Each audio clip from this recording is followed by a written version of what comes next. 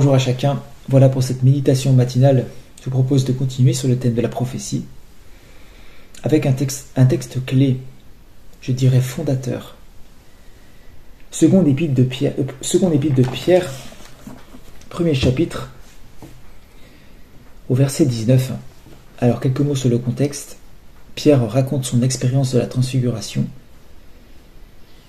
expérience merveilleuse, et il conclut en disant que même s'il l'a lui-même vécu, il considère comme beaucoup plus solide la parole prophétique, le logos prophétikos.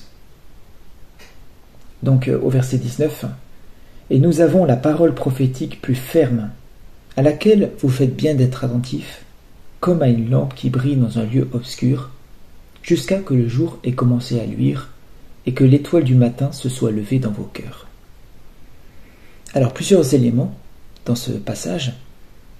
Déjà nous sommes dans la nuit, dans une nuit obscure. Cela signifie que il est très difficile de s'orienter sans lumière.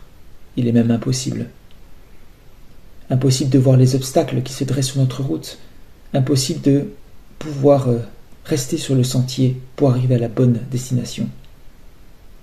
Et là, c'est un point fondamental. La parole prophétique est comparée à une lampe.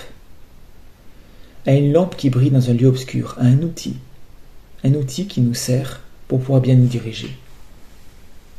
On n'étudie pas la prophétie pour la prophétie, comme il serait stupide de s'asseoir dans la nuit et d'étudier la lampe.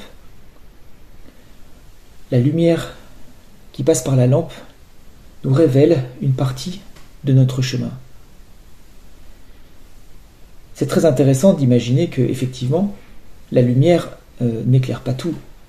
Elle éclaire juste ce qui est nécessaire pour les prochains pas de celui qui la porte. Donc il faut peut-être se rassurer, se dire c'est pas grave si je ne comprends pas tout, si je ne vois pas tout.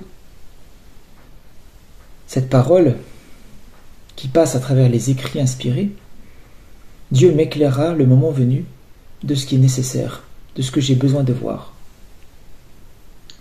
Un frère m'a expliqué que dans l'ancien temps, on accrochait la lampe à nos pieds en marchant dans la nuit pour avoir une meilleure visibilité, pour ne pas être ébloui par la lumière et de voir plus loin. Cela donne tout son sens à ce verset qui dit « Ta parole est une lampe à mes pieds et une lumière sur mon sentier ». La parole prophétique est faite et donnée pour celui qui marche, pour celui qui veut vraiment avancer.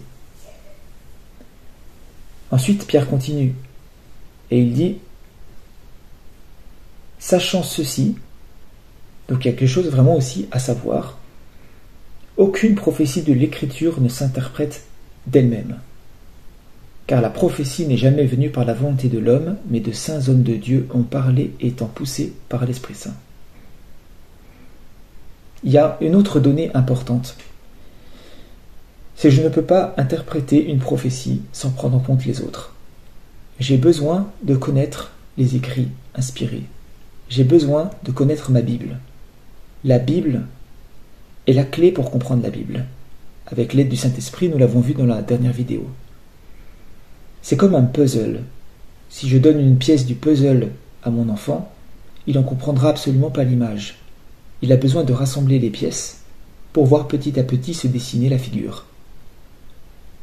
Avec 4 ou 5 pièces assemblées, il peut déjà voir distinctement une forme, mais il n'aura pas l'image globale. On comprend la Bible avec la Bible. On interprète la prophétie avec les autres prophéties. Si on lit l'Apocalypse, on lit aussi Daniel. Si on lit Daniel, on lit aussi Jérémie, Ésaïe, les petits prophètes, bien sûr les évangiles et bien sûr l'Ancien Testament. Deux clés fondamentales. La prophétie donnée pour celui qui marche, et il est bon d'y être attentif. Pierre commence ce passage en disant « Vous faites bien d'être attentif à cette parole ». La lampe, il y a le contenu, et il y a le contenant. Vous vous souvenez de la parabole des vierges folles. Elles avaient la lampe, mais elles n'avaient pas assez d'huile. Elles avaient les Écritures, mais il leur manquait l'esprit pour pouvoir les comprendre. Il leur manquait la relation, l'intimité, pour pouvoir en discerner vraiment le sens. Comme je l'avais dit, les pharisiens avaient les Écritures, ils les sondaient, mais ils n'étaient pas en relation avec Dieu.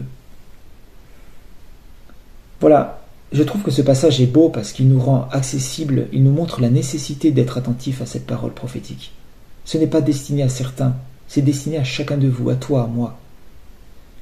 Il est bon, dans ce monde plein de ténèbres, si nous voulons nous conduire, de pouvoir discerner un jour le rocher qui risque de nous faire trébucher, de pouvoir rester vraiment sur le sentier que Dieu nous demande ou sur lequel Dieu nous fait marcher.